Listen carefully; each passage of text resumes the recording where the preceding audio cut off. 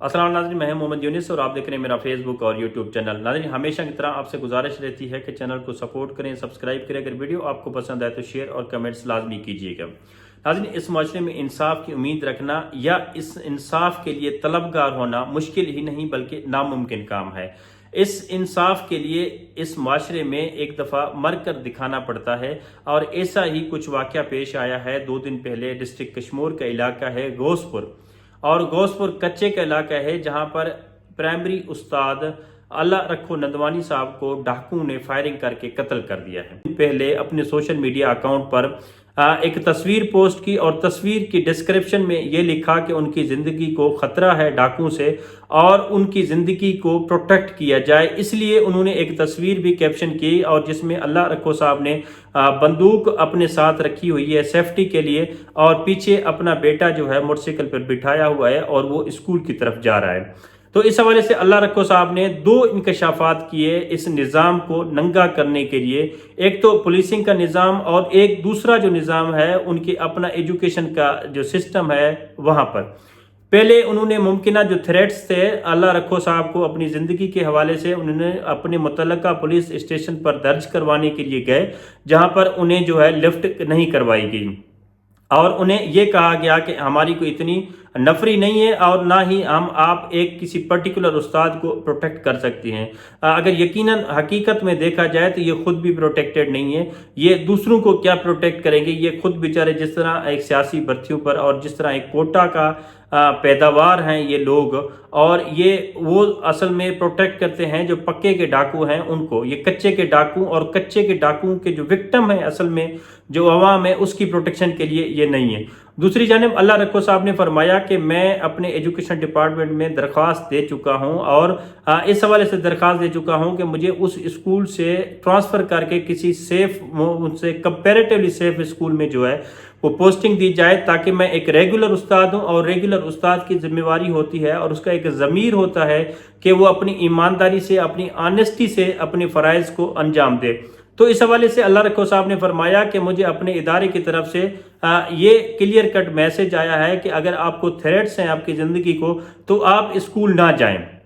मतलब वहाँ पर जो 100, 150, 200 बच्चा पढ़ रहा है उनका मुस्तकबिल जो तारीख होता है तो होता रहे, और उनके मुस्तकबिल का अगर कोई फैसला अल्लाह रखो साहब करना चाहता था अपनी ज़िंदगी की कुर्बानी देकर तो उसकी कुर्बानी को जो है वो एक्सेप्ट नहीं किया गया। और इस वजह से अल्लाह रखो साहब ने दोनों जो इस निज़ाम के जो नंगापन है उनको मीडिया के सामने ले आया और पूरी दुनिया को बताया कि हमारी पुलिसिंग सिस्टम हमें प्रोटेक्ट नहीं कर सकती और हमारा एजुकेशन का सिस्टम जो है वो भी हमें प्रोटेक्ट नहीं कर सकता। और उनकी वाज़ेह डायरेक्शंस ये हैं कि आप स्कूल ना जाएं, यानी कि आप घर बैठकर जिस तरह बाकी गोस्ट जो टीचर हैं जो हराम की तनख्वाहें खाते हैं और जिनकी पॉलिटिकल एफिलिएशन है और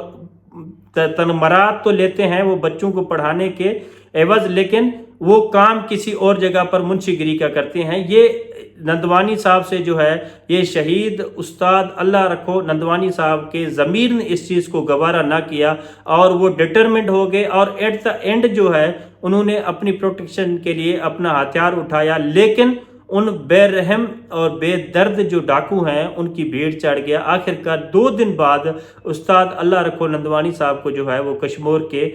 इलाके गोसपुर के कच्चे के डाकू ने शहीद कर दिया।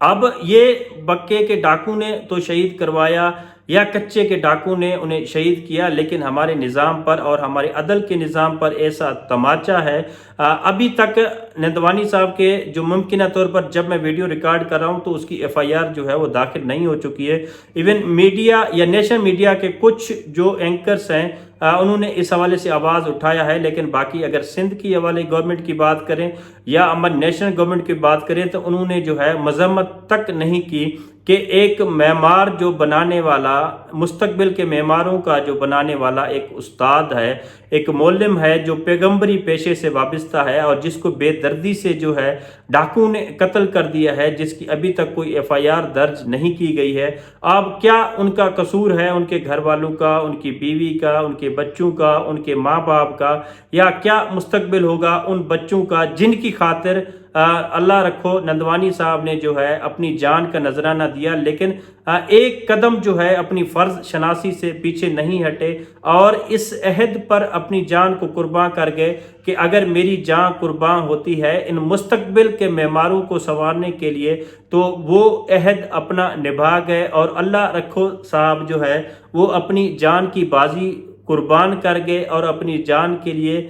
پرواہ نہیں کی، شہادت قبول کر گئے، لیکن اپنے اسٹان سے جو ہے وہ پیچھے نہیں ہٹے۔ کیا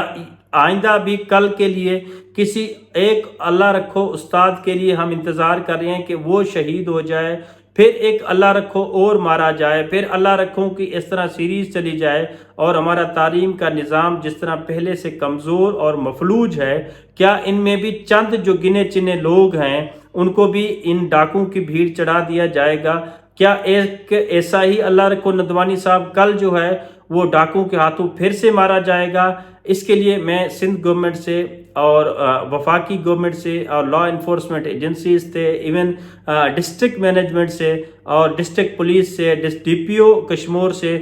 تمام سے التجا ہے کہ اس استاد کا، اس شہید استاد کے خون کا جو ہے وہ بدلہ لیا جائے، خون رائے گاں نہیں ہونا چاہیے۔ آج اگر شہید استاد اللہ رکھو نے اپنی شہادت پیش کی ہے اس ملک کے، اس وطن کے بچوں کے مستقبل کی خاطر، تو کل کوئی ایک اور استاد نندوانی جو ہے وہ شہید نہ کر دیا جائے اور بے راہ روی جو ہے اور یہ موت کے گھاٹ نہ اتارا جائے۔